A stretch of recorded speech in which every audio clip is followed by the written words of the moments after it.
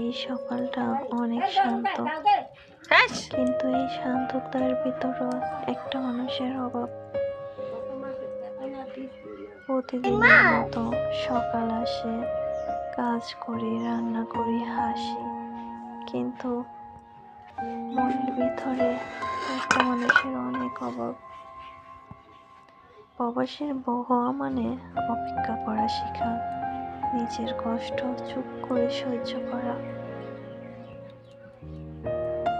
এই সুন্দর সকালটা শুধু তার জন্য, যে এত হাজার মাইল দূরে থেকেও আমার সকালটা এত সুন্দর করে তুলছে।